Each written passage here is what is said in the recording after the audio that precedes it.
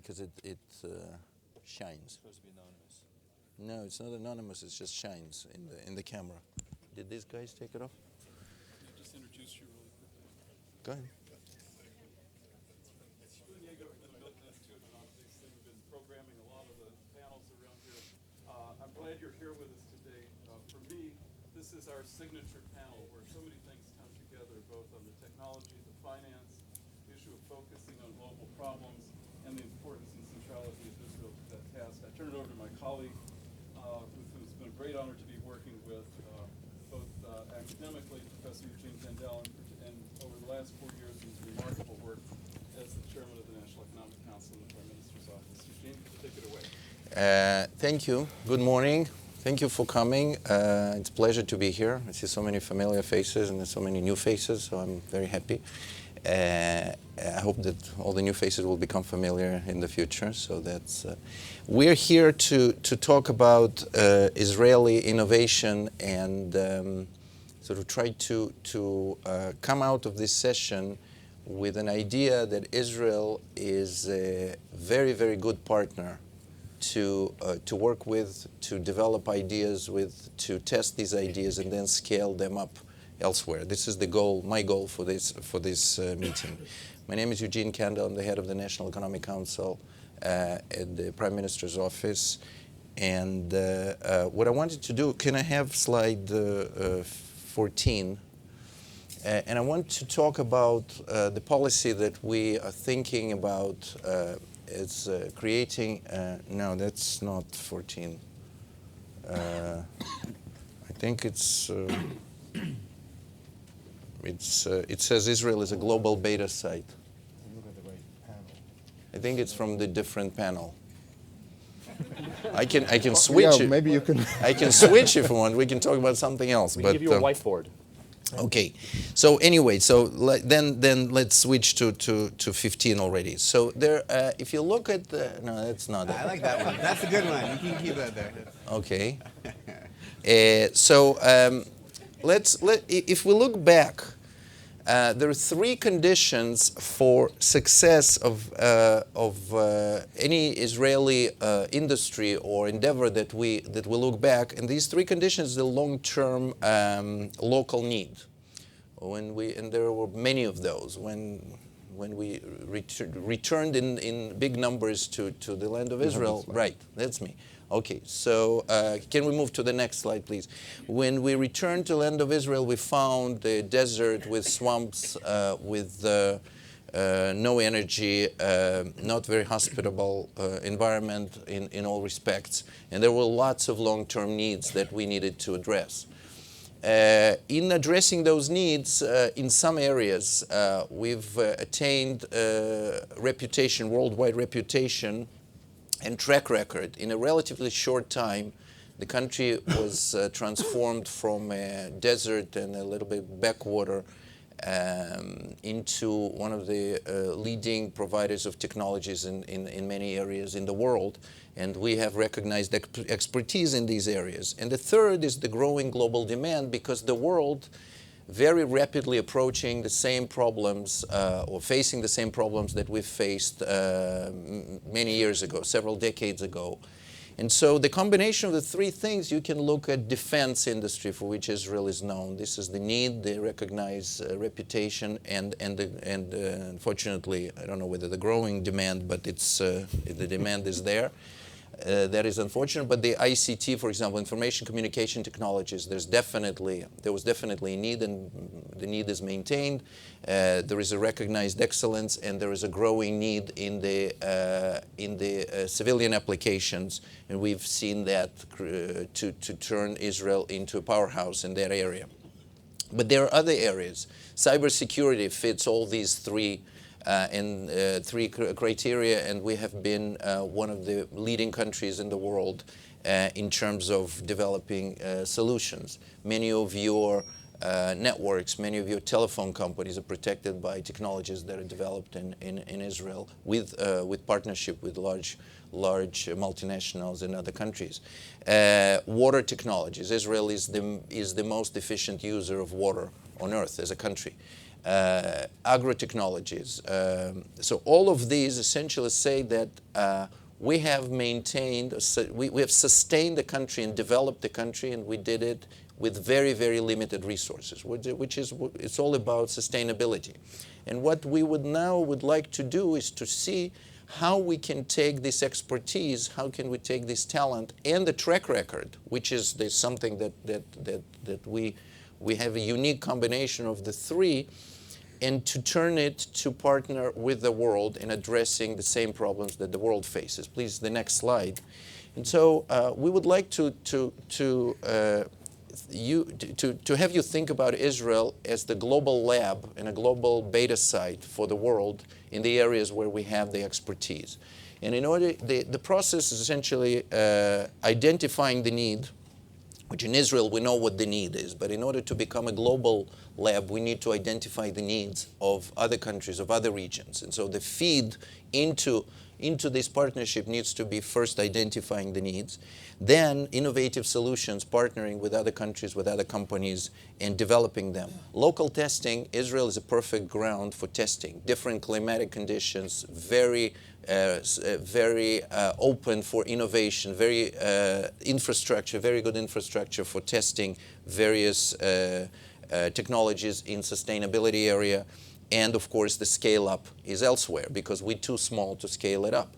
So by definition, that makes Israel a perfect partner because we don't have a big manufacturing base. We don't compete for large number of manufacturing jobs. We are not a big market. The only areas that we're not limited by our size are the areas of ideas and entrepreneurship. And here we are the world leaders on a per capita basis. Therefore, we can only succeed in that area if somebody else succeeds in scaling it up and benefiting it elsewhere. So the more you benefit, if you partner with us, the more we benefit. And so that's the whole idea. And so, of course, the next slide, please, and I'm finishing. Then, of course, this is not a government drive. We are just providing some kind of a framework for this, but it's, of course, a private leadership, private sector leadership that has to be backed by quality and versatile public research. It has to be focusing on global challenges where the governments need to provide a framework for bringing these partners together. But it does require long-term commitment from the government, and the government is in all those areas putting together long-term plans and long-term programs with commitments of funds and managerial attention. So today we have with us a sample of people that worked and are working and looking forward in several of these areas. And I'm introduce them in alphabetical order. First is Yosef Abramowitz, who is the president of Arava Power Company and CEO of Energiya Global Capital. He's going to talk about renewables and challenges doing it in Israel, but also taking the technology and expertise from Israel and going outside. Kahn, where are you? Oh, here you are. He is a partner. He comes from India.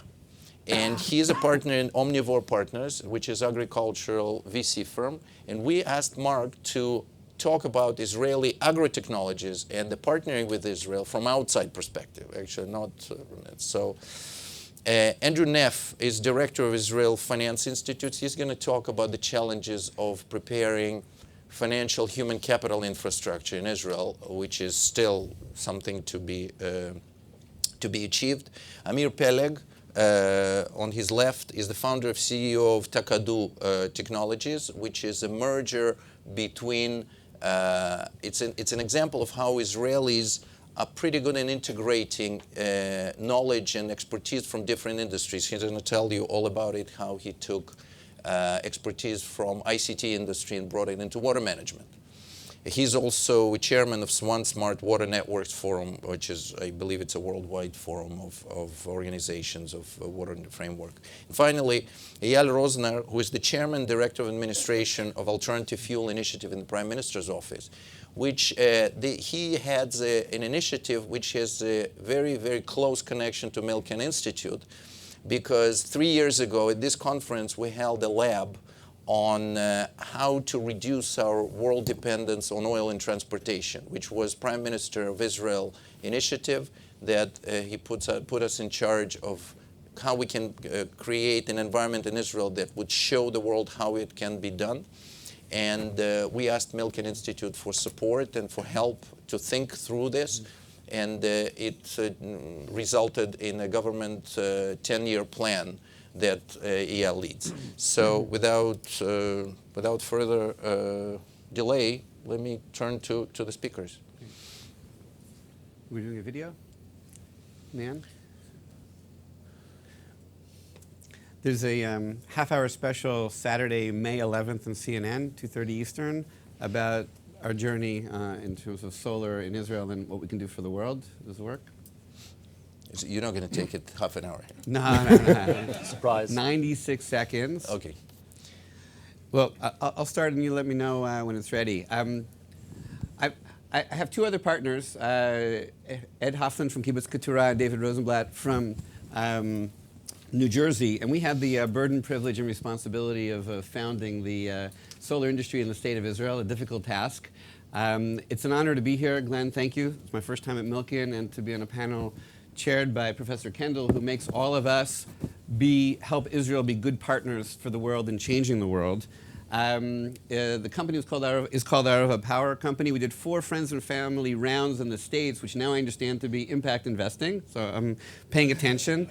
Siemens came in with a $15 million, they brought 40% of the company. That was not impact investing, that was straight economics. A Jewish National Fund made their only investment in 110 years. That was impact investing, $3 million. We've since deployed $300 million to build almost 9 solar fields, and we expect to deploy another $1 billion or so. One of the interesting bridges to go global is that the banks in Israel all rejected our applications to finance fields for the Bedouin minority in the south. And so the U.S. government, through OPIC, has essentially now extended us an 80% loan. And in doing so, it kind of opened up our eyes that maybe we can extend American government credit and multilateral financing and replicate what we're doing in Israel now in developing nations. And what happened was, when we were building the first solar field, which hopefully you'll get to see shortly, we were approached by 58 different countries, poor countries mostly, African countries mostly. We kind of paused, we studied the market, we traveled around the world for 2 years, we looked at 75 markets, and we wanted to figure out where we can have leverage, where we can make the most impact, where we had advantage. All the island nations of the world are operating on diesel. We've picked the Galapagos. We're getting very close in Galapagos. We needed, they had an oil spill in 2001. They're all on diesel, a world UNESCO nature site. So we, the Israelis, have actually all the permissions on the Galapagos to build the first commercial solar field. If anybody's out there, we're looking for a loan. I think it's going to have to be all loan in that case. But I would say the most unique example of what we're doing is in Rwanda. And some of you may have heard Ann Heyman speak about the Agohos Shalom Youth Village, 500 orphans from the genocide. She has to raise a couple $1 million every year. Chaim Motzen's here as our project director. She said, Yossi, can you build a commercial solar field here in our youth village on this land right over here behind the school, and we'll enjoy some of the income for 25 years? How can you say no? And so we're at final stages of all permissions negotiations. OPIC is going to do the financing. They're going to do the guarantee on the equity, if it's American sourced equity. And what's amazing about this, and please God, we should be able to this year get to the financial close and build this field this year for President Kagame, who we're going to hear from, that we want to replicate this all over Africa. There's 100 million orphans in Africa today. And okay, we'll do it for right at the end. And there's no systemic solutions. We want to go to every African government after we do this in Rwanda and say, look, do you want an Israeli-style youth village for your orphans? Sign a 25-year power purchase agreement. Give us the land for free. And the cost of electricity is going to be half of what you're currently paying if you're using diesel to be able to do so. Before I conclude, let's just go for the quick video highlight, which will give you an image, and then I'll have one more word to say.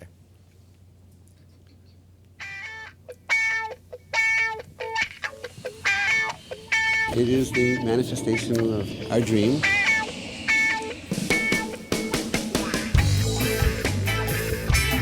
Solar revolution starts right here. Come on in. You can feel now the power of the sun. It's just obvious. It's just the most obvious thing in the world when you're in the desert. I thought we were going to build a solar field. Instead, we have to build the entire field of solar energy generation for Israel. I'm Yosef Abramowitz, co-founder of the Arava power company here in Israel. Like a bulldog, you just put his teeth in something and doesn't give it up until it is done. Even if Israel were 100% renewable, we wouldn't have saved the planet. I can't believe it. I'm so excited.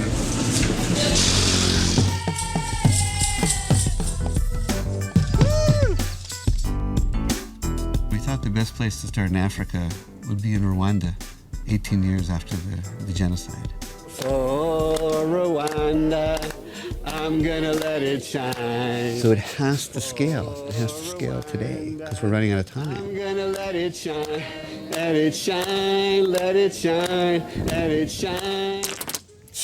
So, thank you. Don't quit your day job if you're going to become a singer, right? So slide 21, just to finish up. And I'm an old human rights activist. Slide 21, please. Anti-apartheid, Soviet Jewry, Ethiopian Jewry, airlifts, the whole thing.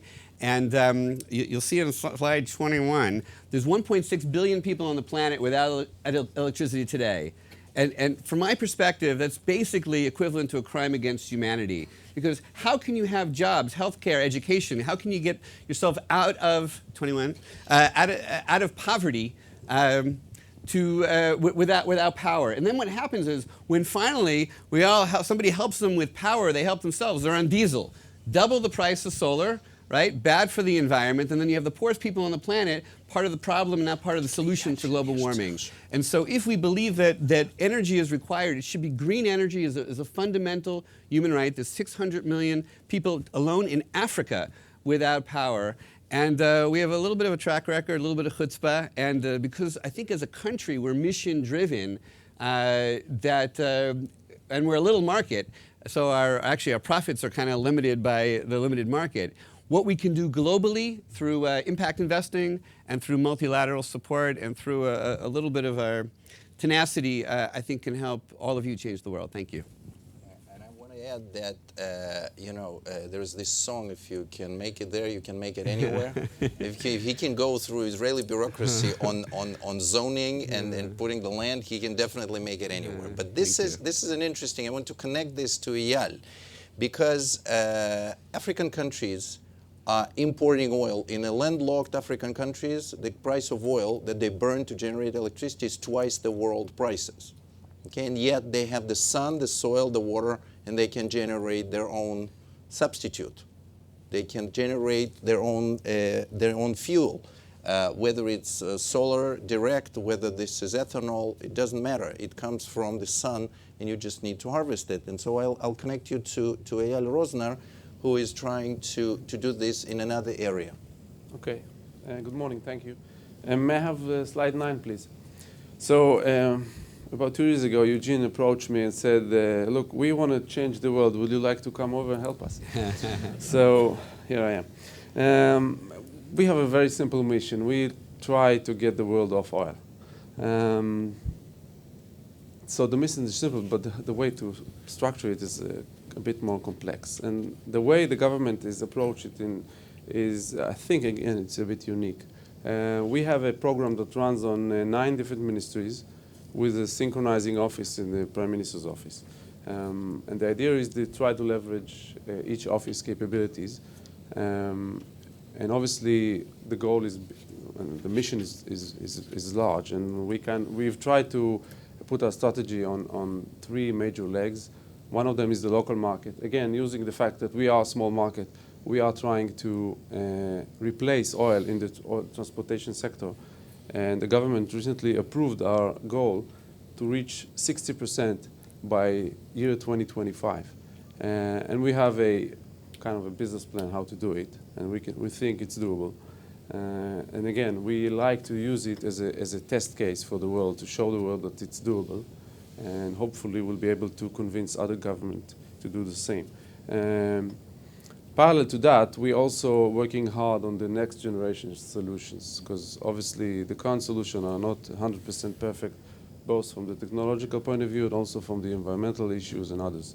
So we put a lot of effort, and we pretty much build a funnel that starts from very early basic research, going through all sorts of innovation activities that we are doing in order to foster startups in the field. And we are supporting all sorts of startups and scale-ups and projects and pilots. And one good thing about this, the fact that we are a small country, that it's fairly easy and fairly cheap to build an infrastructure just in order to put up a pilot in place, or even just, just to try to implement new technology in the country. We've actually analyzed the fact that if we want to have, let's say, a fuel cell technology, what we need to cover the entire country is not more than between 30 to 40 stations. So that's actually helps us to build all sorts of ideas and pilots that hopefully we'll be able to share with the rest of the world later on, in order to try to foster the whole idea. As part of what we do, we are trying to build international awareness and collaboration to the world, to the work that we are doing. And again, we are trying to be as open source as possible in that respect. Obviously, some companies have their intellectual property. We're not going to touch that. But in the sense that we like to show the world what we are doing, and some of the pilots, for example, we currently run a pilot on methanol, and we invited the people from the DOE here and the State Department to join us to see the results in order for them to decide later on if they want to implement that or not.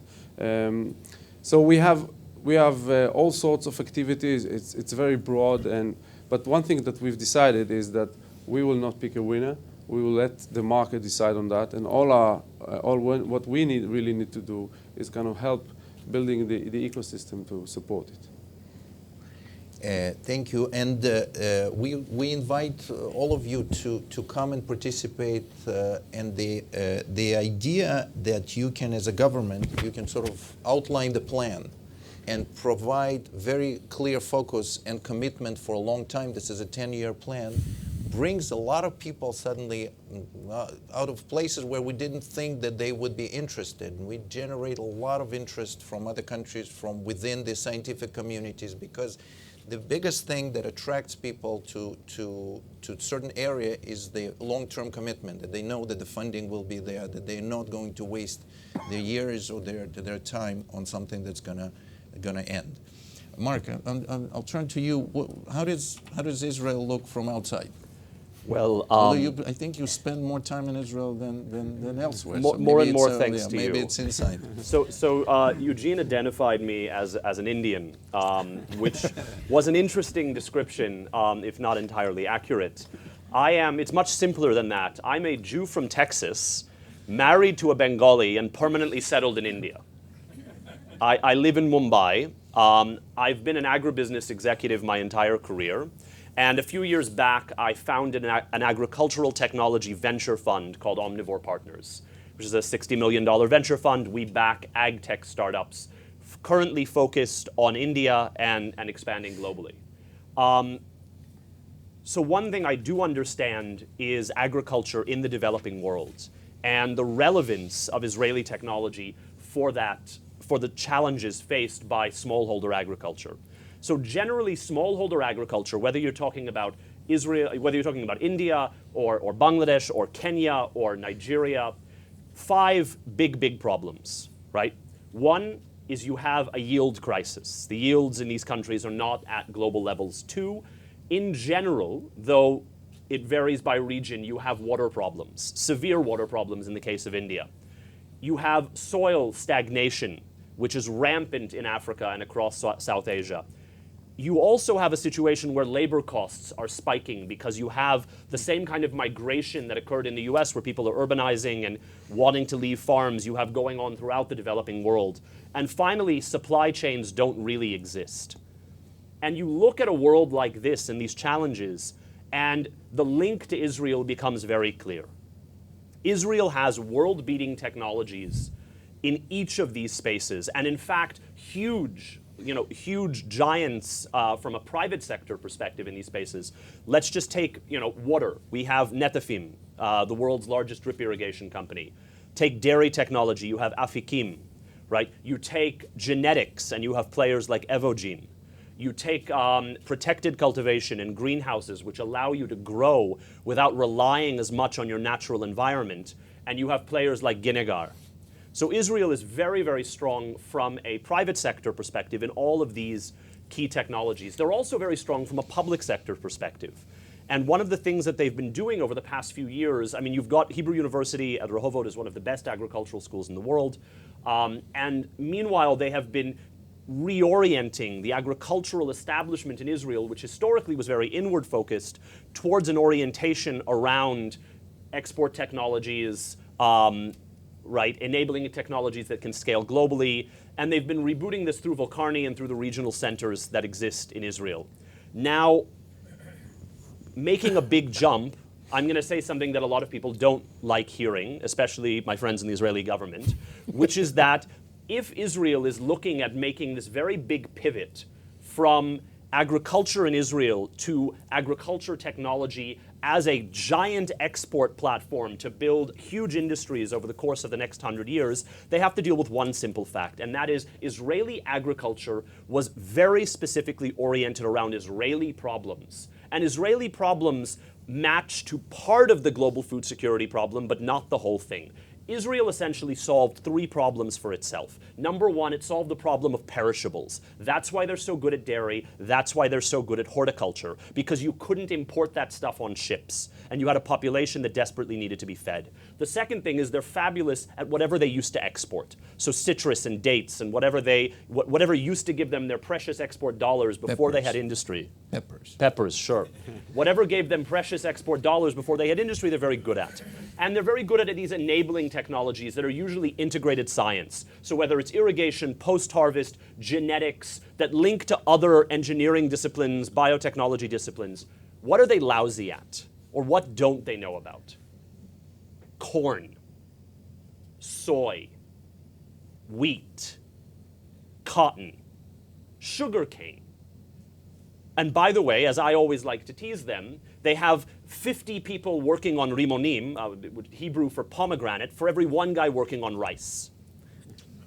So when you look at Israel, it has to make a very big pivot. It's got a lot of key technologies for addressing global food security, but if it's not working on the commodities that define, 80% of agricultural value globally, and it has to make that leap. And so one of the things that, and I'm going to shut up after this or Eugene's going to smack me, one of the things that we've been working on with very, very key support from the Prime Minister's office, with strong support from our partners, Hebrew University, Technion, Tel Aviv University, the Volcarny Center, is we're actually in the process of building an agricultural research station in India that is going to be sort of the center of Israeli agricultural technology in India. Why India? Well, it's the neighbor nearby that has many of the same problems faced by Israel. 2, they were willing. And 3, conveniently, India grows every single large commodity crop as a top 5 global producer. So within a couple of years, we're launching this program. We're going to be having Indian students getting master's degrees in Israel, doing ulpan, living on kibbutzim, getting that full exposure. We will have them going back to India and doing research projects on behalf of their educational institutions, on behalf of the Agricultural Research Organization in the ministry. And we will, in the process, give Israel a means by which to make this pivot from agriculture to agricultural technology to address global food security. And as I like to say, after 34 years, this is my big Zionist project. and that's indeed his project. He is relentless at this. I just disagree with one statement, is that we don't like to hear that we don't do this. Remember that slide there that started with need? That's why we need you to identify the needs to bring to us so we can work on them. So this is very good. Amir, it's your turn. Please tell us how do you take the flow, internet flow, and convert it into water flow? Okay, if we can get slide 3, please. So, thank you for being here, and Glenn, thank you for inviting me. And until a few years ago, when people asked me, what do you do? And I said, well, I'm a high-tech entrepreneur, because I am a serial entrepreneur. And a couple of years ago, I've switched profession, and now I'm a plumber.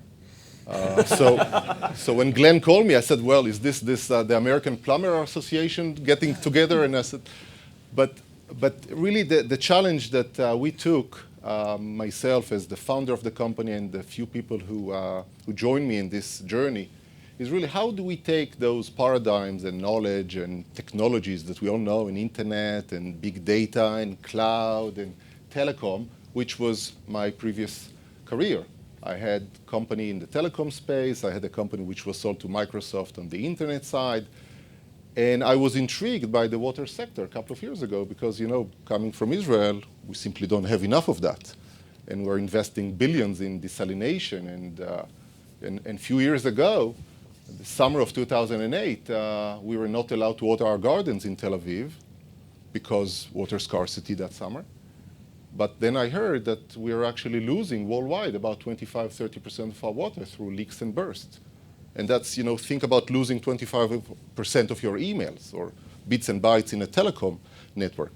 And a network is a network, whether you transport water or IT stuff. And that's what triggers the beginning of TaKaDu, the company which I founded and I'm leading today. And I must say that Israel is, in the end of my pitch, I'll try to say that Israel is the best place to start any water-related company. So the challenge that I took is really to try and attract talent, human talent, to come and solve this plumbing problem. You have a leak and we need to find it. And that's what we do. So TaKaDu, the whole unique thing about TaKaDu is about leveraging on big data, on cloud, on smart algorithms. We employ all the best of 8200, 8200, and all those geniuses that the army develops, and try to take that talent and say, here is another problem. Piles of data. We're measuring today Melbourne or London or Jerusalem, where water networks are losing 20-30% of the water.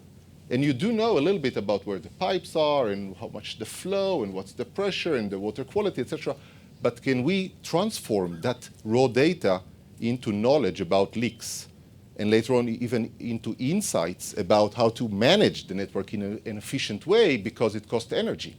The biggest consumer of energy in every country in the Western world is the water sector. So if we can drop, even in California, I think it's 19% of energy produced in California are spent or diverted into water transportation. And then you're losing about 25% of that. So it doesn't calculate. It's not sustainable, and that's the basis for our business. Maybe we can switch to the next slide. For me, being a serial entrepreneur, my definition of innovation is a combination of 3 components. One is a big market, a need. Eugene mentioned that. And obviously, we have many markets and lots of needs. Then you need an entrepreneur or some technology, a human capital, some people to drive that business and to take that need and to transform it into a solution. And then you need capital, you need VC. So obviously, that's the source of everything. And only when you have a mix of those 3, you have a real innovation, because that's where you have some money to drive that entrepreneur, to tackle that problem, bring on some more employees, etc. And in a way, I always say that when you start a company, you need to a little bit bluff all parties. You need to kind of convince your investor that, sure, you know the problem, you know the market, and you have few customers already, and you have a great team of co-founders. To the co-founders, you say, well, yeah, of course, we have secured the investments, and we have already customers lining up. And the same to the customers. So you need to bluff all those 3, bring them together, and then you can actually start a company. Because without any of those 3 components, the company is not there. Next slide. And in the water sector, I think it's a clear case, and Eugene was hinting to that we have all three components. Huge water problem, started ages ago, and we still have a big problem, and we are now investing billions in desalination, and as Eugene said, we are reusing 85% of the water in Israel are being reused and going to agriculture, while the number 2 country in the world that is doing that is Spain with below 20, and then Singapore with below 10. So we are far away any other country in that regard. So we have a big advantage of awareness, whether it's in the irrigation side or in the mekorot or in providing water. Obviously, we have lots of entrepreneurs, the startup nation, and I don't think there are too many countries in the world where you can ask people when they graduate from the army, what do you want to be? What's your profession? They said, well, I want to be an entrepreneur. Obviously, entrepreneur for me, it's not a real profession. You cannot really study that, but we have plenty of that talent. And we have one of the biggest venture capital industry in the world. I think it's number 3 after Silicon Valley and Boston area. So you have all those components, but now I'll source something just for the benefit of complementing my own government, and that is that in the water sector, actually, there are not enough investors in Israel. There are not enough investors anywhere. And it was really my lucky day that I met someone from the government, and actually the government of Israel supported me, not in terms of capital. I could afford to set up the company to begin with, but in many other market contacts. And that's something that is, in a way, the world is still missing. Out of all the venture capital funds going to clean tech, about 2%, only 2% are going to water. And that's something, pardon? We do water. Yeah, but it's still, overall, if you look at that, energy and renewables and wind and solar, etc., only about 2% goes to water, and that's a huge opportunity. Thank you, Amir. And this is, Amir's company has won numerous awards in World Economic Forum. It was bumped into him in China when he was. So Israel is very good in integration. It's a small country, and there's, instead of 6 degrees of separation, there's usually 1. We are very entrepreneurial, not afraid to fail. I mean, this is not, like you said, this is like a badge of honor that you've run several entrepreneurial activities. We do have chutzpah, which helps bluffing to work, but we deliver results. So it's only ex ante bluffing. Ex post is good. Andy, what is missing? You've identified the need that is missing from the landscape, and just so not to paint a too rosy picture, but in that need we also need cooperation, since the theme of this session is partnership. Where do you see that? Okay, great. Thanks, Eugene. And again, Glenn, thank you for having me on the panel. I think it's a great opportunity. I'm going to address one of the points that Glenn talked about when he introduced the panel, talked about different areas of entrepreneurship and ingenuity, and I'm going to talk about the area of finance. Could you go to slide 11, please? So I am constantly in awe of the ingenuity I hear from my panelists and from their colleagues. I mean, the ingenuity we see out of Israel is something that we look at in multiple areas, in the whole area of technology and agribusiness, healthcare, defense, etc. But I'm here for a different reason. And our agenda here is to spur a new type of an additional type of ingenuity, and really it's around the goal of making Israel a financial center of the world. And this is a little more long-term oriented than some of the things you're hearing on the panel here. But there are a couple of public policy issues here, and it is wonderful that there are so many startups. But one of the structural issues is these startups get acquired, and it's wonderful for the founders; they're enriched. But all that IP, all that intellectual property leaves, and it goes somewhere else. And there's also an issue of Israel has wonderful startups and wonderful entrepreneurs, but where are the big companies that aren't based outside Israel? There's Teva, and then there's not really a lot of big companies. How do you build big companies that end up doing the other way and go and acquire companies elsewhere? How do you build that sort of wealth? And the other issue is some of this is you need to have capital markets, and that's somewhat limited. You'll hear that in this presentation. You probably hear that this afternoon as well, is the issue of limited capital markets in Israel. But by the year 2020, there's going to the pension funds alone are going to be generating an additional $1 trillion of money. Trillion shekels. Trillion shekels. They're almost getting to parity. By that time, Right.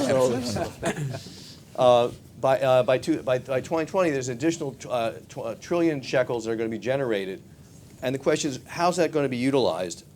So the question is, how do you position Israel as a financial center? And there are clearly many elements of this. If you go to slide 12, go to the next slide, please. So one of the agendas that we have is to really build financial infrastructure, and there's a lot of pieces of that. But one of the key elements of that is you need people.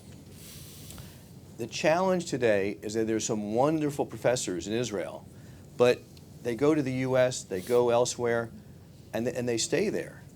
And there's some wonderfully brilliant students, and they go elsewhere, and they stay there. And the question is, how do we get them to come back?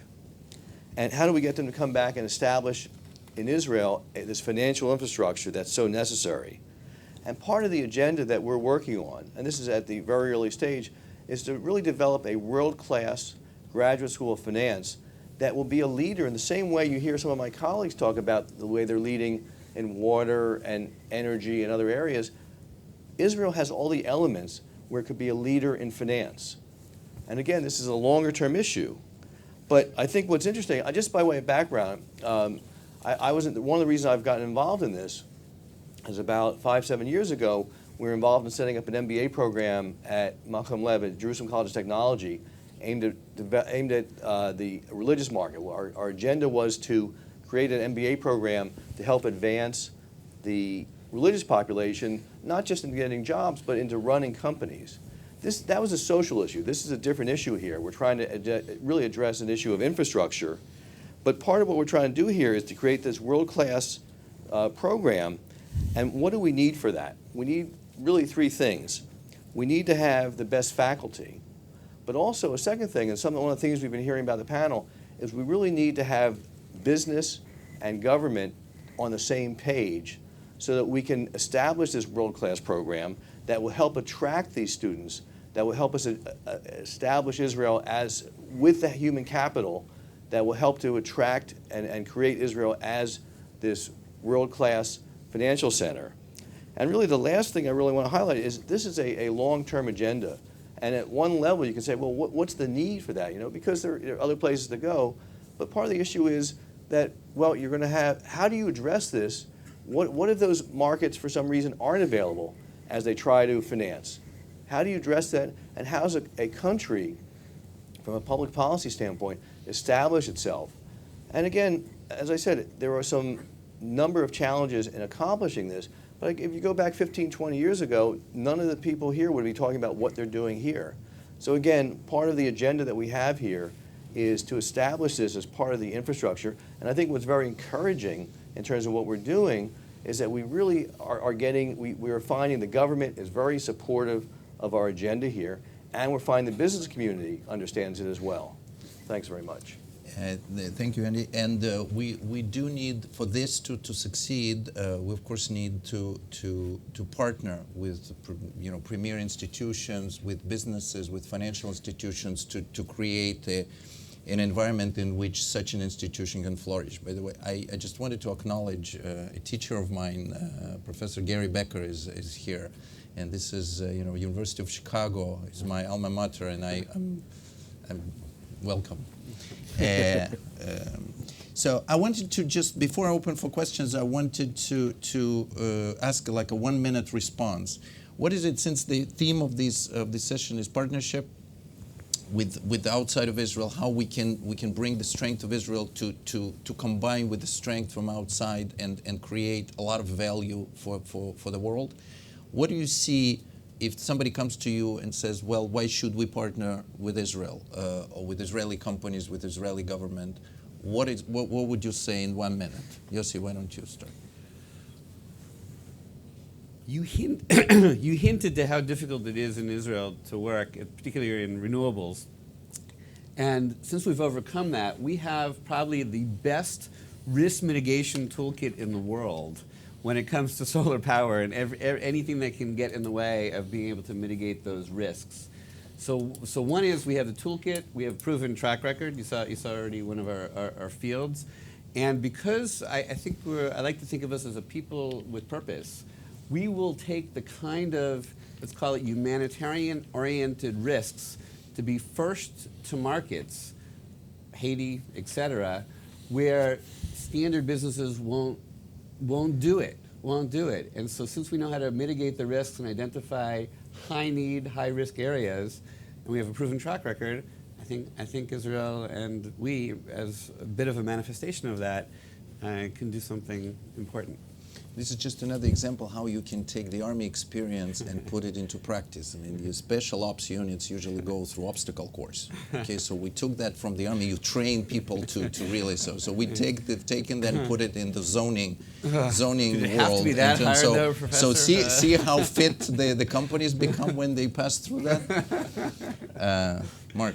I think what's truly valuable about Israeli partners, and I've worked with many, is the willingness to get down to essentially the grassroots issues of whatever problem they're working with, and tackle those. I've dragged Israeli agronomists across absolutely backwards rural parts of eastern India without a complaint, without an objection, because that was what was required to meet farmers that were looking at the problems that they were being asked to solve. So what I would say with an Israeli partner is once you get through the absolutely miserable back-breaking negotiation, which takes 10 times longer than it should, then you have a friend for life. And that friend will do practically anything to deliver the value that they were brought into that partnership to create. It's worthwhile. It's another obstacle course. Yeah. Eyal, what do you say? What do you say to multiple partners? How do you convince them? If Well, you first can of give all- some examples of partnerships. Yeah, well, I think there's a kind of a mobilization of knowledge that can actually transfer very well from one field to another. So Israelis, for good and for bad, they won't tell you, okay, this is not my field of expertise. They will say, I will fix that. And then he will go back and decide where he needs to learn this new field that he suddenly, Became expert in. And for good and for bad, it works because there is this, problem-solving mentality that Israelis always, I guess, army again, Amir. Yeah, well, I can actually echo that because 4 years ago I knew nothing about water, and now I pretend to be a plumber, but again, it's and being in Davos, sitting on the panel about and need to represent water scarcity globally, and it was like 2 years into my new venture, so obviously there is a fine line between complete stupidity and being courage and entrepreneur. So probably I was on the courage and smart side and not on the stupidity side because I did get that award in Davos. But what I want to say is that for me in this plumbing world of controlling water networks and water distribution, etc., actually unlike what Mark said before, in our case it's all the same problem worldwide. So when we do the thing in Melbourne or in Jerusalem or in London or in Chile, it's exactly the same problem because plumbers are plumbers and we face the same problems. And then the reputation of Israel being kind of unique and in such a great position in the water sector brings us that attention.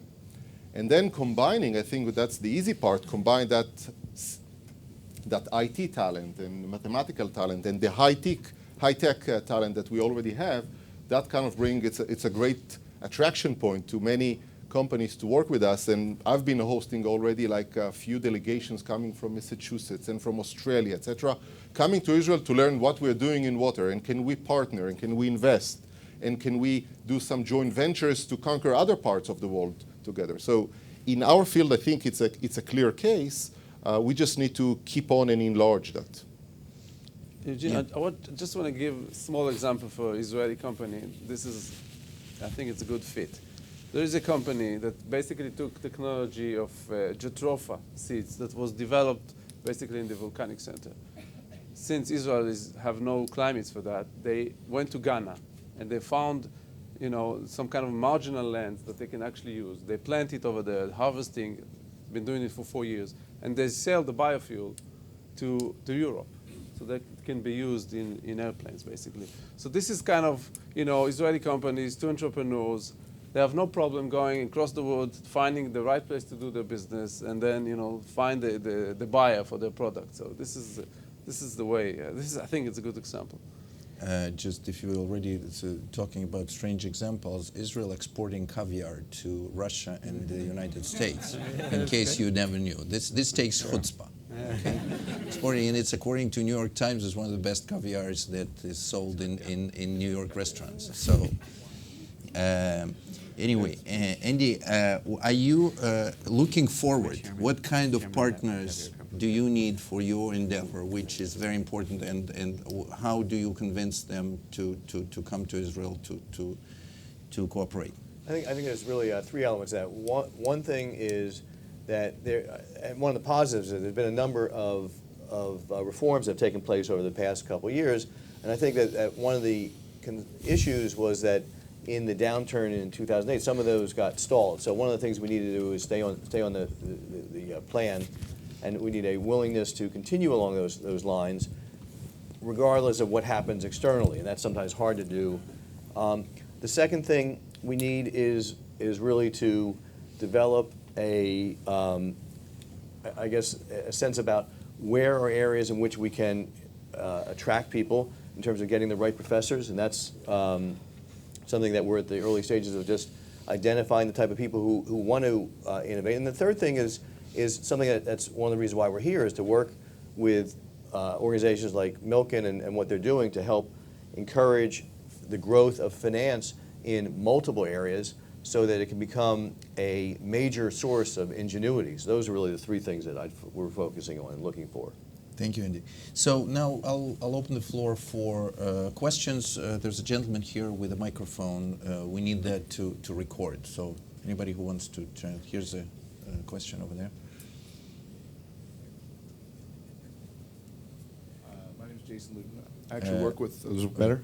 Yeah. I work for Mark Cuban, a fellow Jew from Texas, and I was recently in Israel a few months ago, and I met with the guys from Startup Nation and Salsinger and did a kind of a Startup Nation tour. Mark didn't come, but one thing I found was we went through the embassy of the United States to Israel. What is the Israeli government doing, or that for a guy like Mark, who, whether or not you know who he is or not, likes to, is a serial entrepreneur who invests in more risky ventures and startups and young entrepreneurs, not people who went to college, and we're trying to find those things, but it seems to be difficult, even though there's a smaller population. It seems to be difficult to find someone who can just point out, not where they are, but here's where you go, here's what you do, here's how we spur someone from the United States who doesn't want to travel to Israel 10 times a month, but has the capital and means to easily make investments in a country where he's looking for not risky, but more outside-the-box investments that you can't really find here in the United States. Well, it's actually relatively easy. I think it depends how you.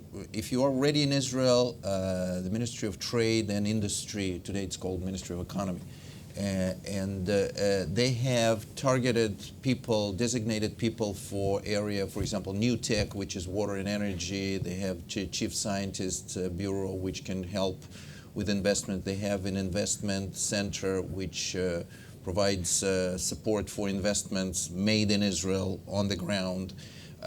My office, we are, I think about 20% of my time and some of my staff's time is to making connections and sort of exploring ideas with people like Mark. And we, he knows the security procedure to my office very well, and he knows what not to bring and whatever. So we've been. If you are here. There are trade representatives. They are here. The Israeli consulate here. The general consul is here. Eugene, you got over there at the end. I'm sorry? Here, trade representative over there. The general consul is here. They are very helpful and very eager to talk. So it's actually quite, and they, they refer it to relevant ministries. There are trade representatives from the industry, from the Ministry of Economics. of economy. And I can add from my side, being an entrepreneur, setting up a new company in the water sector, that I think even today I can claim that about half of my customers worldwide, the doors were opened by government representative, by commercial attachés. I went to a meeting in Hong Kong, and the Israeli ambassador came with me, and he just wanted to say that the state of Israel is behind me, is backing me up, is supporting that plan, etc. So that's a great support. So I strongly urge you to use these resources. They are very eager and able and capable and so want to help. Just to clarify, you want to find deals, right? We want to find the unique pieces, but also not going over and wasting our time getting, I don't want to say scared, but someone who credible, someone who can be Just credible. go hire a senior associate from an Israeli VC firm. That's it. Yeah. That's all you have to do. Mark Cuban can afford it. And you're in the game. That's it. You're right. That, that's outside the government. I mean, we Yes. can. But we'd be happy. We'd be happy to. But he speaks from experience, so. There's a question first. Yeah. Hi. He has Directly the to microphone. I'll become bigger. Andrew, you spoke about the brain drain, and a general question to everybody. I am one of those people you spoke of. What can be done thinking outside of the box? Of course, can bring them back, but what can be done with the Israelis that are already outside of Israel? Because to me, I'm an engineer, and it sounds to me like a very reverse kind of a way that you want to bring them back and then speak of those that then travel to the world. You mentioned in Uganda, I think, and all those. They are already out there. We are already out there. What can be done with the Israelis outside of Israel? Well, I mean, one of the challenges that we're addressing is just the issue of how to bring the top academic talent, and some of that is you have to work around issues. There are certain structural issues that one has to work around in terms of how people are compensated, and you have, I mean. I'm saying, how can you use them? I to think bring that's them back. more towards me the question. I think this is the minute when the Israelis permanently settled outside of Israel, I think you should stop calling him Israeli. You should call him a Jewish person who knows Hebrew, and he has a more stronger affinity towards because how do you define Israeli if they don't I'm joking, but I've spent 12 years in the United States, so I can relate. That didn't make me not Israeli, but it's a bigger issue. How do we bring all these resources and all this goodwill around the world, within Jewish population, within former Israelis, within others who want to help? It's a formidable task. We're trying to think about it. I don't have any silver bullets. There are many different programs. Birthright was a great program. You generate things. That is not relevant for Israelis because they've been there. But it's tough. It's how do you collect all that and create sort of flow of ideas, flow of goodwill, flow of actions into one big pool. If you have ideas on that, this is one of the biggest challenges in partnering that I constantly feel, because I see that flow and outpouring of the desire to help, to contribute, to do it. And we see a lot of these things that people doing with Israelis in third countries, in Africa, in Asia, in South America. It requires scale. How do you bring individuals into that scale? I don't have a clear answer, but it's a big challenge. Sir? Following up your commentary about partnering with partners overseas, I can understand that, but how do you answer the question of people who want to invest in Israel long term about its political survivability with what's going on in the Middle East? Political, you mean internal politics or political that survival? It's a different question. I'll give you the choice, but I think you know what I mean. No, both of those are. If you talk about survivability and sort of the ups and downs in the Israeli politics, I think that it's even though we are, we have our democratic upheavals, we remain stable, committed to free economy, and actually the as a business climate, it's actually improving all the time. I feel there's some uncertainties, and we need to do all kinds of reforms which sort of shake a little bit some of the investors, but ultimately there is a drive towards more competitive, less concentrated, more accessible to capital society. On the global, and I'll maybe, Yosef, you can answer. On the global, I don't think this is the right forum, and I'm not the right person to talk about, survival of Israel as a state. I think it would be a very, very, very sad world in which this question is seriously considered, and we should never even contemplate that world. So I've put that question to some of the top people in the world of energy who come to Israel to court us. And I say, after a little bit of wine, a little bit of meal, and I ask them, are you sure? Given what's in the headlines. And what they see is that growth is essentially stagnant in Europe, America, et cetera, and so it's going to be the developing world. And so to say, the developing world, a lot of growth is going to come, and Israel's a bridge to that, Israel's far more secure in their mind. And if you look at the number of major companies that are opening up shop, record pace in the state of Israel, they know their risk mitigation, the whole thing. I think that speaks for itself. I think individual investors may have a little bit more, less sophistication to deal with that. But I can tell you, it's almost endless, the top executives in the world who come to Israel to open shop and to court us and other companies. It's there. On my fields, by the way, I have a government guarantee. If the missile hits my field, they'll replace it, and then I buy a little bit of business interruption insurance to keep paying the debt on the bank in the meantime. So they know how to cover us, and so our investors are very confident. I would also just add one point from a diplomatic perspective that I'm utterly unqualified to discuss.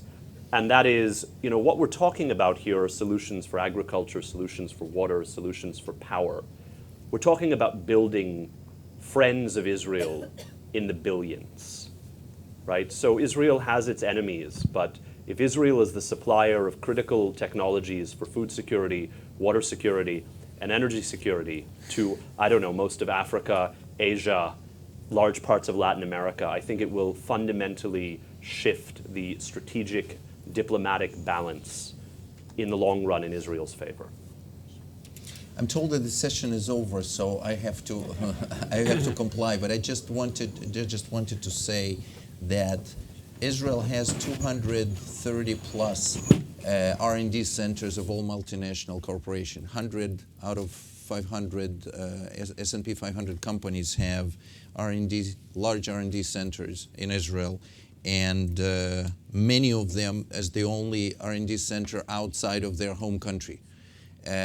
So I think that this question of sort of threat or political threat is not highly on their minds when they decide that. It's way outweighed by the fact that we provide human capital, provide entrepreneurship, and provide ingenuity and problem-solving skills that are on per capita basis unparalleled anywhere in the world.